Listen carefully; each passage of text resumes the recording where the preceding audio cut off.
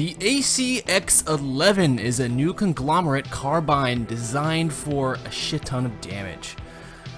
It has a lot of recoil and bad hipfire, but it has great ADS, which is aim down sight accuracy.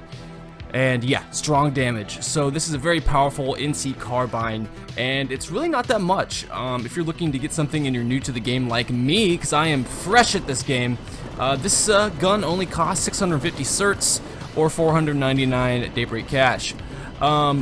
It was released shortly after the Araxis Global War, and it's pretty common. It's I see a lot of people using this weapon, and I did not like it at first. I actually hated it. I wasn't doing well with it, and then I kind of just gave it a shot. Most weapons, if you don't do well with them at first, don't give up. That's way too common with players and new players, especially even me. Work with it. Quit switching your weapons. I was switching between weapons faster than anything else. If a weapon wasn't working, I'd switch to another one, and that just wasn't good.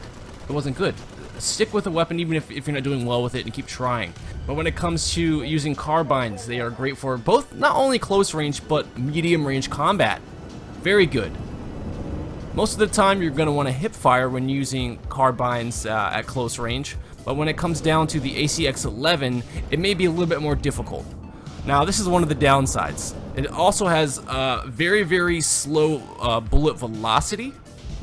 It has a 24-round magazine in comparison to the 30-round magazines that most carbines have. It's got a very slow rate of fire, probably the slowest of any other carbine that I've seen on the NC side. And this is the damage with range. 200 damage at 10 meters, 167 damage at 50 meters, and 143 damage at 80 meters. So it does have high damage, but it is slow. Now, there are some ways around this. Personally, I like to use the LACO 3.4x magnitude scope. I don't know if it's LACO or LACO. I don't give a shit, but that's what it's called. I don't like using red dot sights on this one. Unless it's magnified, the lowest I'll go on the ACX-11 is 2 times magnification, but I prefer a little bit over that. 4 being the max, but I feel like 3.4 is perfect for this weapon. If an enemy is close to you, you don't want to aim down the sights with this thing because you're gonna be dead before you even pull the trigger. So hip fire. Now you can use laser sight if you want, but while using hip fire, I would not use laser sight. That's my opinion. I think the forward grip definitely handles the recoil a lot better. There's a few different things you can put on here. The compensator or the suppressor is very common, mostly the compensator that goes on the end. It's the barrel. But as far as the ACX-11 goes, it is a really powerful one. I mean, 200 damage to the head. I think it takes 5 regular bullets to kill an infantry, regular infantry grunt, and of course headshots are different. It does have the regular 2 times headshot multiplier.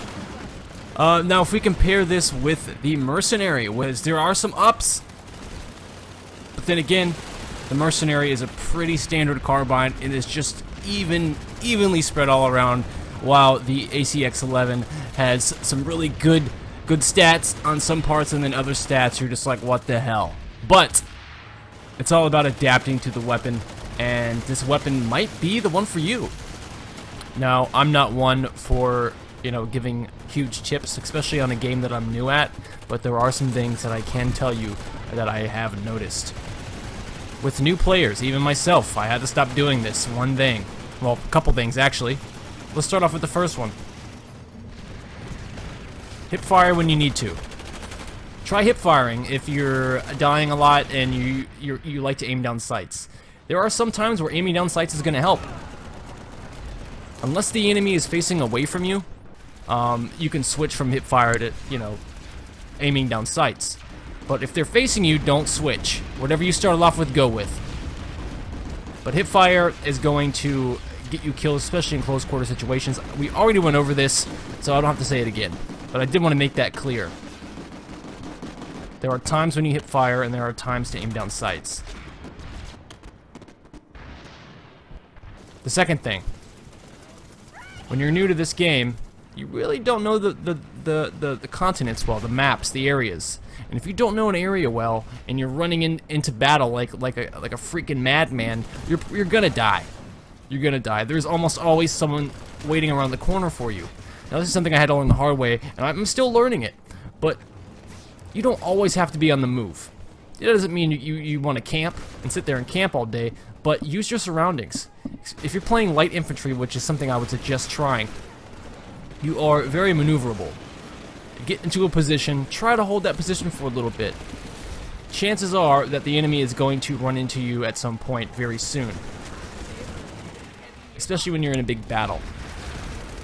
The flow of battle is something that I can't really talk about too much because I'm still learning it myself, but the flow of battle does go certain ways and you'll notice patterns. And you can almost guarantee where large amounts of enemy soldiers will be at.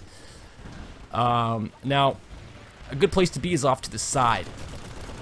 The enemy is not going to expect you to hit them from that side, and this goes with infiltrators as well. If you're playing the infiltrator role, don't face them head on.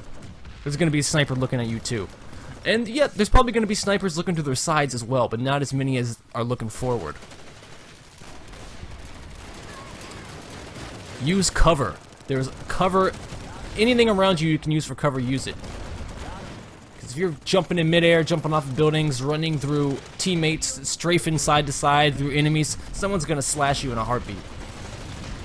And it's best to know what is going on at least around you. It doesn't have to be a very big area, but you know,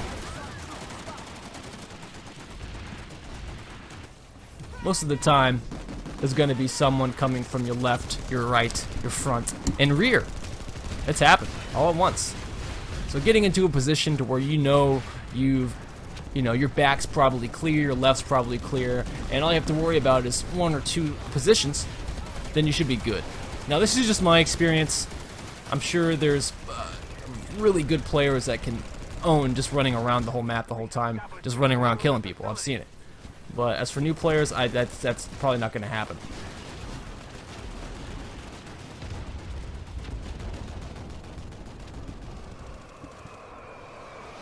Another key tip, check your sensitivity levels. Some people can play with good high sensitivity, some people can't. And for me,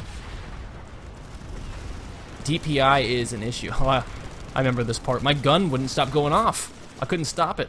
My key was jammed. But yeah, I wanted to really just kind of just share a little bit of what I've been going through and how my skills have improved quite a bit just from little things.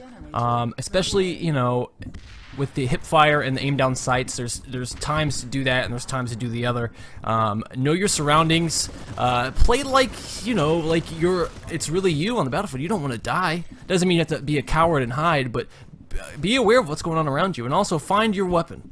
Now, if you're doing bad with the weapon at first, that doesn't mean you need to switch it up. Use that weapon for a good amount of time, and I promise it'll get better. And that's really about it for this. I'm gonna start doing more PlanetSide 2 videos. I really like this game a lot. It's the best first-person shooter game that I've ever played. Best multiplayer online game that I've ever played. And it's just a lot of fun. It's a challenging game. And I will be starting a series very soon. Guys, have a good rest of your day. We will see you next time. Fuzzy Nova out.